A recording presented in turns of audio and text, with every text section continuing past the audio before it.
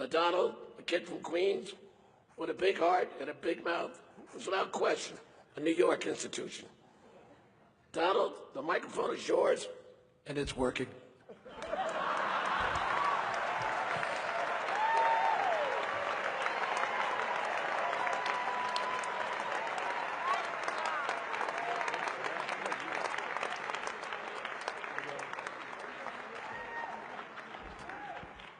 Thank you, Al. Wow. That was good. This is a hell of a dinner. Well, I want to thank Your Eminence. This is really great to be with you again. We love it. Governor Cuomo, our great senators. Hi, Chuck. He used to love me when I was a Democrat, you know.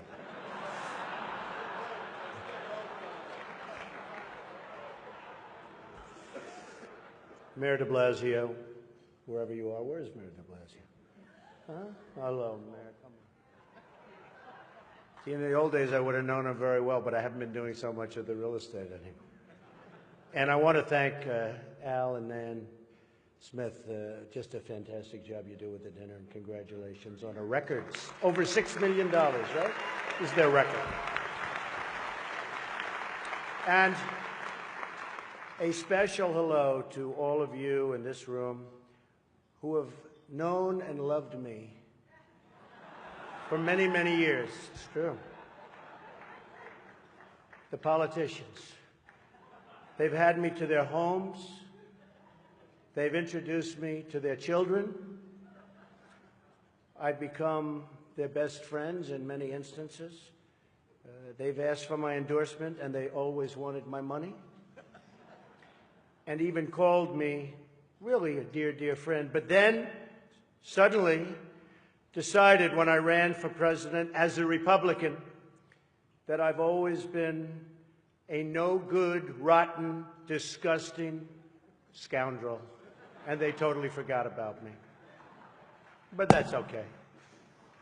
You know, they say when you do this kind of an event, you always start out with a self-deprecating joke.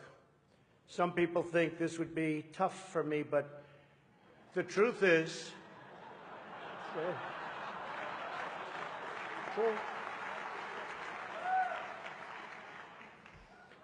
the truth is I'm actually a modest person, very modest. It's true. In fact, many people tell me that modesty is perhaps my best quality. Even better than my temperament. You know, Cardinal Dolan and I have some things in common. For instance, we both run impressive properties on Fifth Avenue. Of course, his is much more impressive than mine. That's because I built mine with my own beautifully formed hands. While his was built with the hands of God, and nobody can compete with God. Is that correct? Nobody, right? That's right. No contest. It's great to be here with 1,000 wonderful people, or as I call it, a small, intimate dinner with some friends. Or as Hillary calls it, her largest crowd of the season.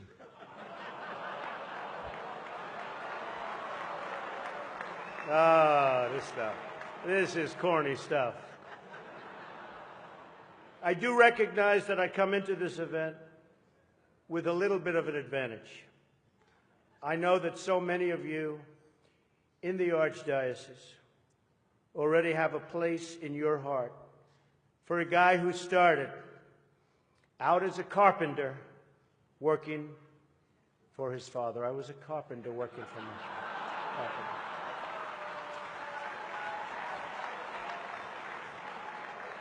True. Not for a long period of time, but I was for about 3 weeks. What's great about the Al Smith dinner is that even in the rough and tumble world of a really, really hard-fought campaign. In fact, I don't know if you know Hillary, but last night they said that was the most vicious debate in the history of politics, presidential debate, the most vicious. And I don't know, are we supposed to be proud of that, or are we supposed to be unhappy? But they did say that, and I'm trying to think back to Lincoln. I don't think they can really compete with that. But the candidates have some lighthearted moments together, which is true. I have no doubt that Hillary is going to laugh quite a bit tonight, sometimes even at an appropriate moment.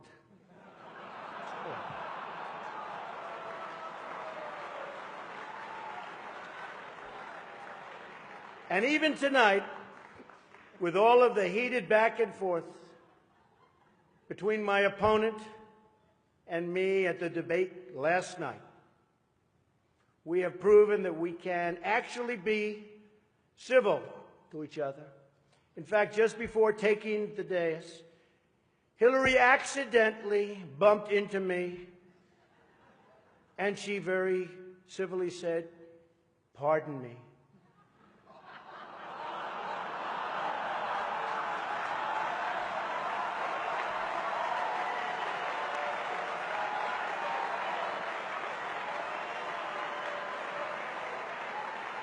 And I very politely replied, "Let me talk to you about that after I get into office."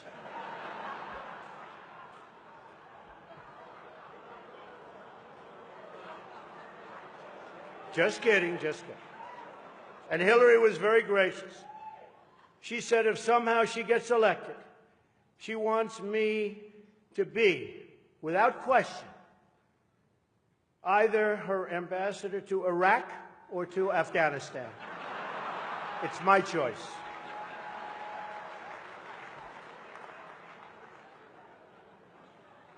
But one of the things I noticed tonight, and I've known Hillary for a long time, is this is the first time ever, that Hillary is sitting down and speaking to major corporate leaders and not getting paid for it. True. True. You know, last night I called Hillary a nasty woman. But this stuff is all relative.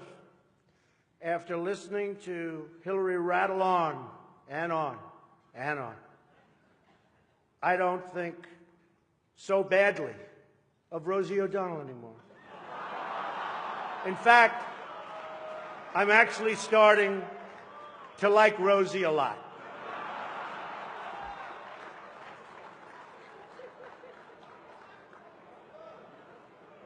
These events give not only the candidates a chance to be with each other in a very social setting, it also allows the candidates the opportunity to meet the other candidates' team.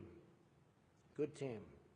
I know Hillary met my campaign manager, and I got the chance to meet the people who are working so hard to get her elected.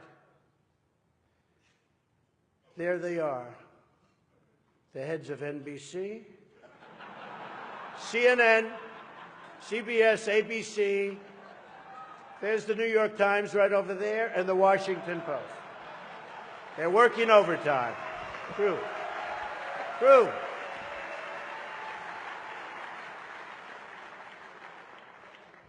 Oh, this one's going to get me in trouble. Not with Hillary. You know, the president told me to stop whining. But I really have to say, the media is even more biased this year than ever before. Ever. You want the proof? Michelle Obama gives a speech, and everyone loves it. It's fantastic. They think she's absolutely great. My wife, Melania, gives the exact same speech. And people get on her case. And I don't get it. I don't know why. And it wasn't her fault. Stand up, Melania. Come on. She took a lot of abuse.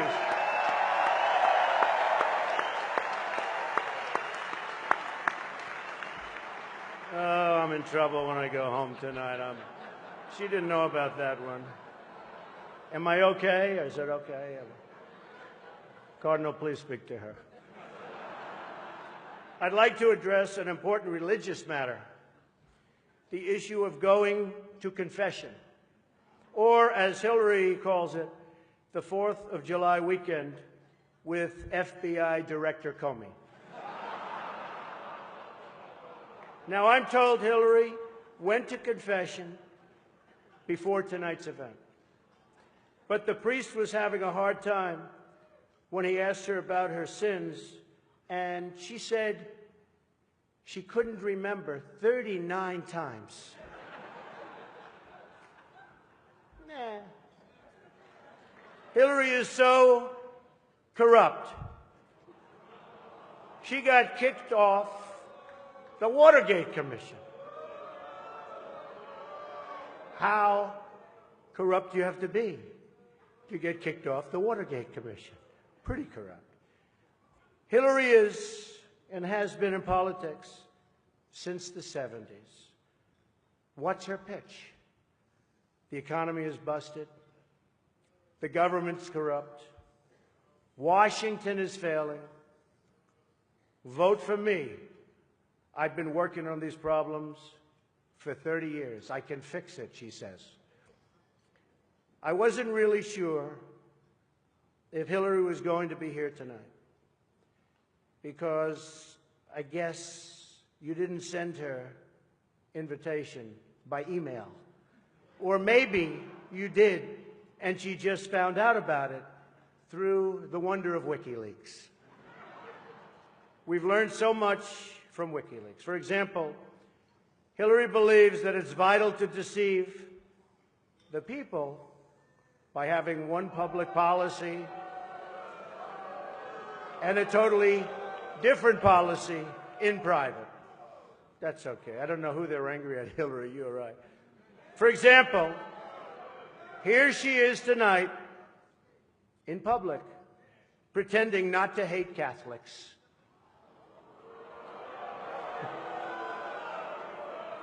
Now, if some of you haven't noticed, Hillary isn't laughing as much as the rest of us. That's because she knows the jokes. And all of the jokes were given to her in advance of the dinner by Donna Brazil, which is, everyone knows, of course, Hillary's belief that it takes a village, which only makes sense, after all, in places like Haiti, where she's taken a number of them.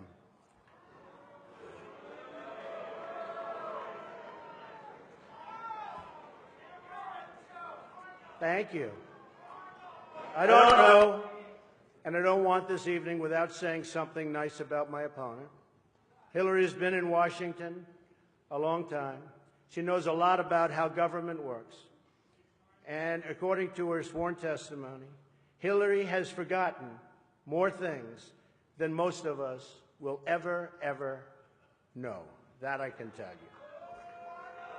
you. We're having some fun here tonight, and that's good. On a personal note, what an amazing honor it is to be with all of you. And I want to congratulate Hillary on getting the nomination, and we're in there fighting. And over the next 19 days, somebody's going to be chosen. We'll see what happens. But I have great memories of coming to this dinner with my father over the years when I was a young man. Great experience for me. This was always a special experience for him and me to be together. One thing we can all agree on is the need to support the great work that comes out of the dinner. Millions of dollars have been raised to support disadvantaged children, and I applaud the many people who have worked to make this wonderful event a critical lifeline for children in need. And that we together broke the all-time record tonight is really something special. More than 6 million net. The Cardinal told me that's net, Donald, remember. We can also agree on the need to stand up to anti-Catholic bias, to defend religious liberty, and to create a culture that celebrates life. America is in many ways divided.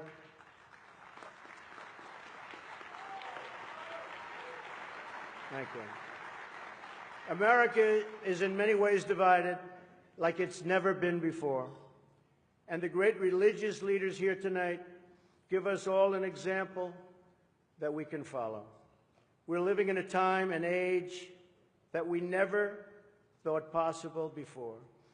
The vicious barbarism we'd read about in history books, but never thought we'd see it in our so-called modern-day world. Who would have thought we would be witnessing what we're witnessing today? We've got to be very strong, very, very smart, and we've got to come together, not only as a nation, but as a world community. Thank you very much. God bless you, and God bless America. Thank you. Thank you. Thank you very much. Thank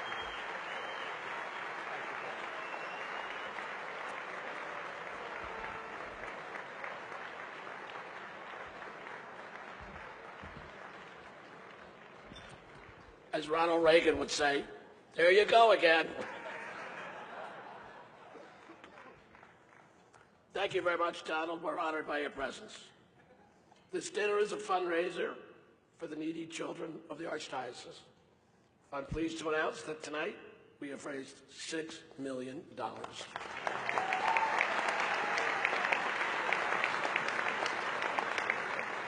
And let me put that in perspective for you. That will pay for nearly 5 minutes of our next speaker's speech. Hillary is a Democratic nominee for president, but it wasn't exactly a smooth ride she had hoped for. She endured a tough primary challenge from that young centrist upstart Bernie Sanders. She endured questions about her health.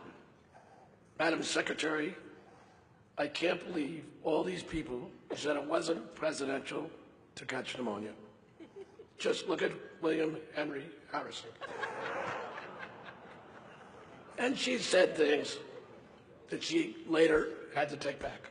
For example, Hillary really didn't mean it when she called half of Donald's supporters a basket of deplorables. To be fair, Donald didn't really mean it when he said he'd release his tax returns either. Secretary Hilton's career in public service is admirable. She has devoted her entire life to working for public service from Arkansas to Washington to New York. She has been a tireless advocate for children, and her attendance here tonight is one example of that. Ladies and gentlemen, please welcome Secretary Hillary Rodham Clinton.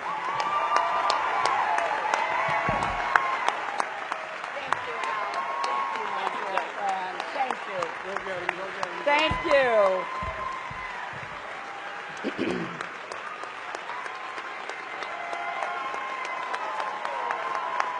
Thank you. Your Eminence, Your Excellencies, members of the clergy, Alan Nance Smith, Donald and Melania, and all the distinguished guests. You know, earlier tonight, Al reminded me that when the first Al Smith ran for president, he chose as his running mate the progressive senator from Arkansas, Joseph T. Robinson, who was one of my husband's political heroes. This work that you do through the dinner, Al, you've done it now for 30 years, is such a labor of love. You've been a hero for both the children of the Archdiocese and for the city of New York. And I think we all owe Al Smith a great, great round of applause.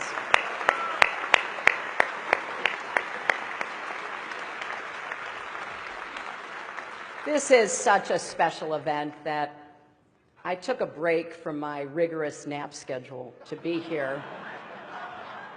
And as you've already heard, it's a treat for all of you too, because usually I charge a lot for speeches like this.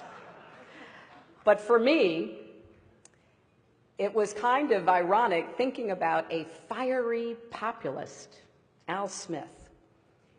If he were here today and saw how much money we've raised for needy children, he'd be very proud.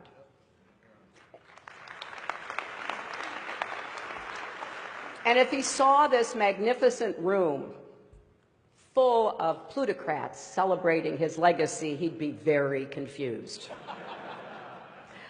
It's a special honor to be here with Your Eminence. Now, I know, Your Eminence, you were criticized for inviting both Donald and me here tonight.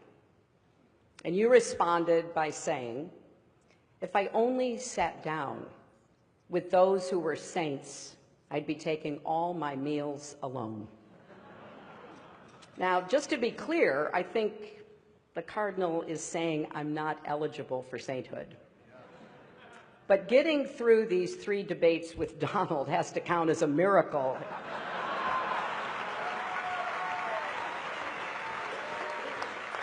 So I guess I'm up against the highest, hardest stained glass ceiling. But Your Eminence, you do deserve great credit for bringing together 2 people who've been at each other's throats. Mortal enemies, bitter foes. I've got to ask, how did you get the governor and mayor here together tonight?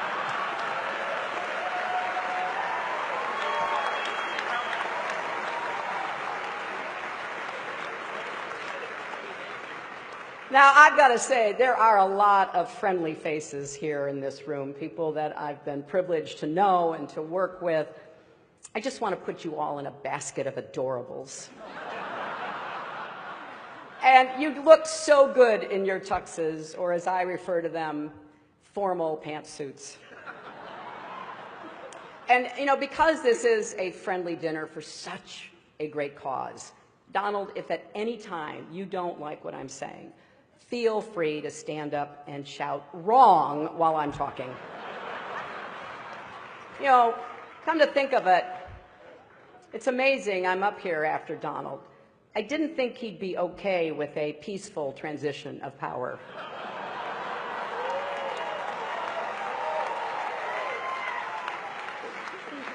And Donald, after listening to your speech, I will also enjoy listening to Mike Pence deny that you ever gave it. You know, I've had the privilege of being at the Al Smith dinners in years past, and I always enjoy it. But remember, if you're not happy with the way it comes out, it must be rigged. And it's always a special treat for me to be back in New York, a city that I love and which I think truly embodies the best of America. You know, don't you think? People look at the Statue of Liberty and they see a proud symbol of our history as a nation of immigrants, a beacon of hope for people around the world. Donald looks at the Statue of Liberty and sees a 4. Maybe a 5 if she loses the torch and tablet and changes her hair. You know, come to think of it, you know what would be a good number for a woman? 45. But I digress. Now, I'm going to try my best tonight. But I understand I am not known for my sense of humor. That's why it did take a village to write these jokes. People say, and I hear them, I know, they say, I'm boring compared to Donald. But I'm not boring at all. In fact, I'm the life of every party I attend, and I've been to 3. And when the parties get out of hand, as occasionally they do, it's important to have a responsible chaperone who can get everyone home safely. And that is why I picked Tim Kaine to be my vice president. Now, you notice there is no teleprompter here tonight, which is probably smart because maybe you saw Donald dismantle his prompter the other day. And I get that. They're hard to keep up with, and I'm sure it's even harder when you're translating from the original Russian.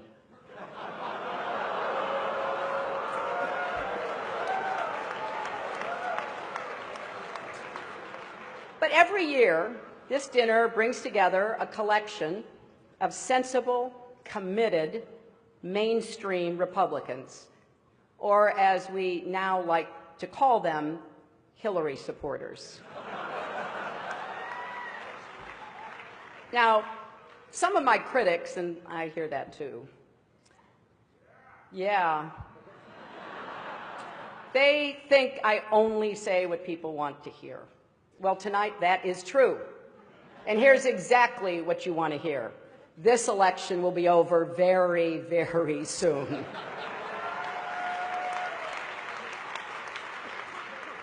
And look at this dais. We got Charlie Rose and Maria Bartiromo and Chris Matthews and Gayle King and Norah O'Donnell and Katie Couric.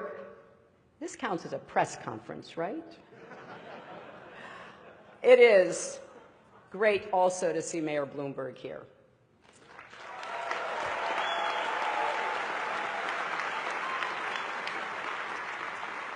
It's a shame he's not speaking tonight. I'm curious to hear what a billionaire has to say.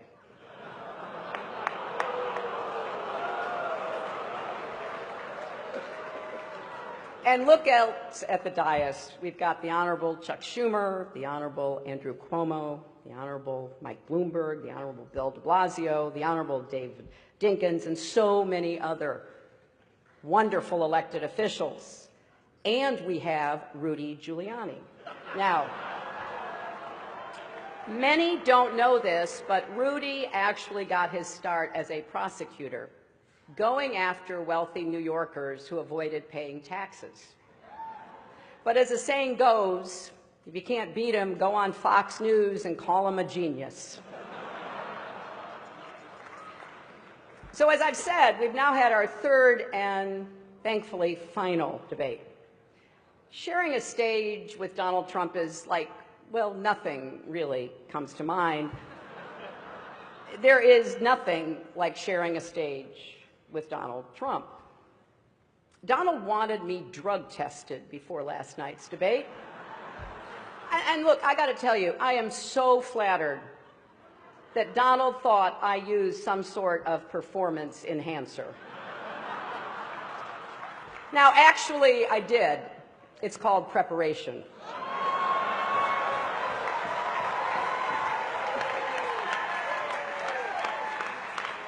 And looking back, I've had to listen to Donald for 3 full debates, and he says I don't have any stamina. That is 4.5 hours. I have now stood next to Donald Trump longer than any of his campaign managers. Now, look, I have deep respect for people like Kellyanne Conway. She's working day and night for Donald, and because she's a contractor, he's probably not even going to pay her. But I think the good news is that the debates finally allowed Republicans to unite around their candidate. The bad news is it's Mike Pence. And it's been a long, long campaign. That should be one of our highest priorities, shortening the campaigns. And whoever wins this election, the outcome will be historic. We'll either have the first female president or the first president who started a Twitter war with Cher. And if Donald does win, it'll be awkward at the annual President's Day photo when all the former presidents gather at the White House. And not just with Bill. How is Barack going to get past the Muslim ban? Now, Republicans in particular seem frustrated with their nominee, Paul Ryan told the Republican members of the House, you don't have to support the top of the ticket. Don't worry about anyone besides yourself. Just do what's in your own best interests. So I guess Donald really has unified his party around his core philosophy. And I don't understand their unhappiness. They say Donald doesn't have any policies. He has no policies. I keep hearing that. I'd actually like to defend him on this. Donald has issues, serious issues, really, really serious issues. And I worry about Donald's go-it-alone attitude. For example, at his convention when he said, "I alone can fix it." You know, in the 90s, I said the same thing about America's health care system, and it didn't work out so well for me either. But speaking of health, Donald has been very concerned about mine, very concerned. He actually sent a car to bring me here tonight. Actually, it was a hearse.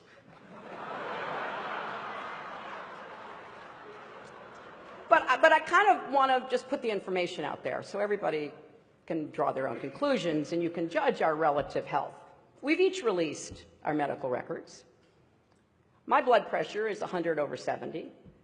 His is unbelievably great. My cholesterol is 189. His is presidential. My heart rate is 72 beats per minute.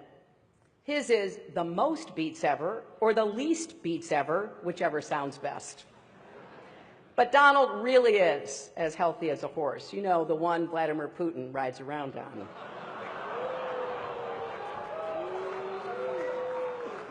But I can say without fear of contradiction tonight that I will be the healthiest and youngest woman ever to serve as president.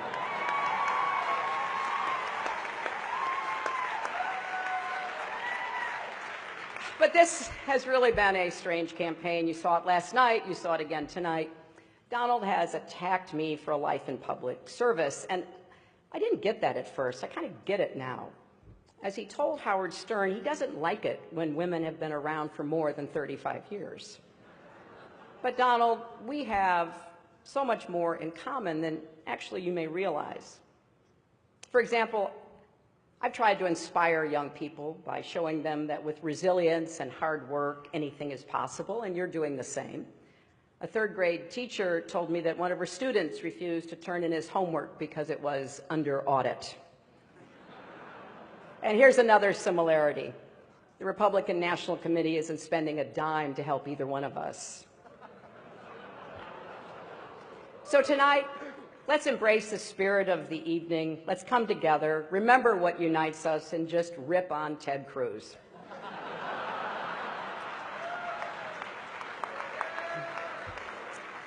I hope you enjoyed my remarks tonight. I said no to some jokes that I thought were over the line. But I suppose you can judge for yourself on WikiLeaks in the next few days. Donald will tell us after the benediction whether he accepts that this dinner is over. He has to wait and see. But there's nothing funny about the stakes in this election. In the end, what makes this dinner important are not the jokes we tell, but the legacy that we carry forward.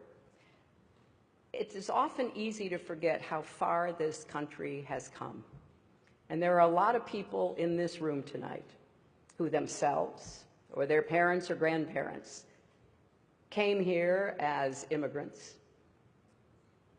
made a life for yourselves, took advantage of the American dream and the greatest system that has ever been created in the history of the world to unleash the individual talents, energy, and ambition of everyone willing to work hard. And when I think about what Al Smith went through, it's important to just reflect how groundbreaking it was for him, a Catholic, to be my party's nominee for president.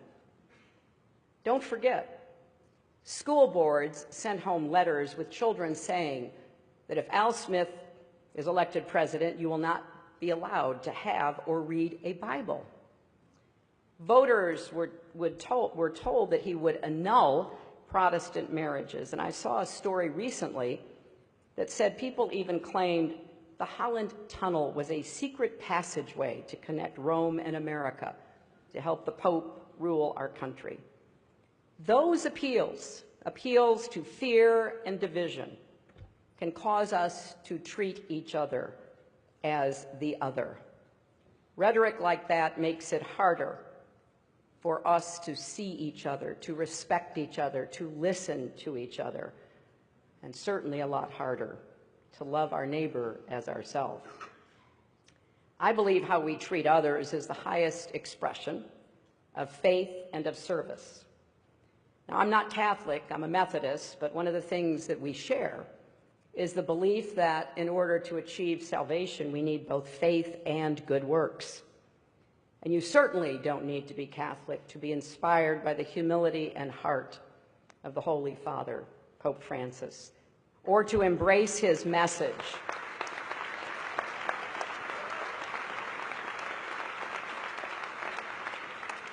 His message about rejecting a mindset of hostility, his calls to reduce inequality, his warnings about climate change, his appeal that we build bridges, not walls. Now, as you may know, my running mate, Tim, is Catholic and went to Jesuit schools, and one of the things he and I have talked about is this idea from the Jesuits of the Magis, the more, the better. Well, we need to get better at finding ways to disagree on matters of policy while agreeing on questions of decency and civility. How we talk to each other, treat each other, respect each other. So I've taken this concept of Magis to heart in this campaign as best as one can in the daily heat, the back and forth of a presidential campaign, to ask how we can do more for each other and better for each other. Because I believe that for each of us, our greatest monument on this earth won't be what we build, but the lives we touch. And that is ultimately what this dinner is all about.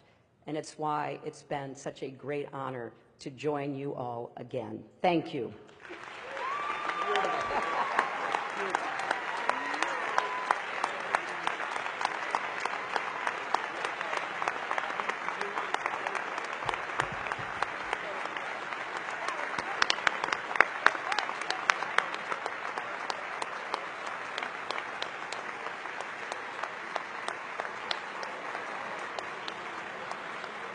Hillary, thank you very much. That was terrific.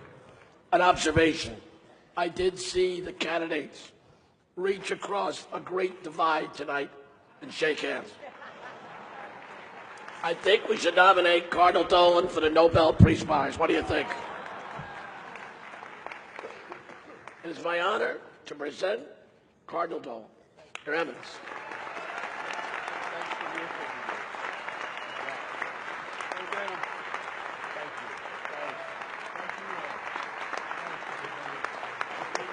Thank you.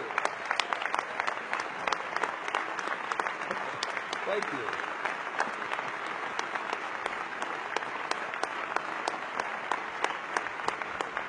Thanks. Thank you, everybody. It has been the honor of my predecessors, and now mine as Archbishop of New York, to conclude this joyful and historic evening with a word of gratitude to all of you, and more solemnly to the Lord himself. Pardon my congestion and cough. I'm afraid I'm coming down with a cold, which is completely understandable, given the fact that for the last 2 hours I've had a seat between our two candidates in what's probably the iciest place on the planet. Where is global warming when you need it? Right. In the name of the members of the devoted board of the L. Smith Foundation, who generously underwrite this endeavor and who carefully distribute and account for the fruits of this great dinner, I thank all of you. Secretary Clinton and Mr. Trump, distinguished leaders in religion, public service, commerce, education, communication, healthcare, charity, and philanthropy, here graciously present on our dais and in this radiant ballroom. 2 other persons are here with us this happy evening, everybody. The first are those thousands of women and children in this city we cherish as our earthly home who will benefit from the proceeds of this event.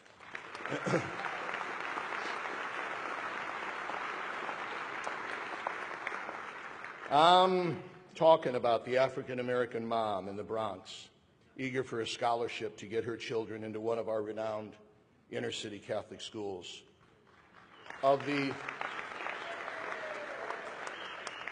I'm talking to the troubled young mother needing support and encouragement to bring the tiny baby in the sanctuary of her womb to birth. I'm talking to the Mexican immigrant mom approaching our Catholic charities for help in uniting her family and obtaining citizenship, English language instruction, and job training. None of these brave women could afford a ticket to the Al Smith dinner, as it's more than they'd make in a month, but they're sure grateful you could, because as of tomorrow, thanks to all of you, $6 million will begin to flow out to lift them up.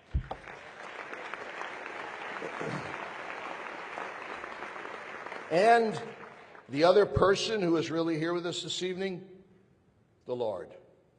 He's told us in the scriptures that we Jews and Christians and Muslims cherish that he's in the midst of any event characterized by love, care, concern, and service. His son Jesus is here in our midst. His bride, the church, is honored to host an event affirming the dignity of the human person, the sacredness of all human life. So, please stand and join me in a final prayer. We praise you, Lord, for our faith, our families, and our friends, our call to serve those in need. We are grateful to be citizens of one nation under God, who acclaim this evening that in God we trust. Bless our two candidates, our benefactors, and those whom the Al Smith Foundation has been honored to serve for 7 decades. Guide us safely home, both this evening and for all eternity, through Christ our Lord. Amen. God bless and thank you. All right. Thank you, Al. 30 years. Wow. 30 years. How about it? Thank you. Thank you. Thanks, son. Thank you, Your Eminence. Thank you, everyone. Ladies and gentlemen, they said this couldn't be done. We got it done. Thank you very much.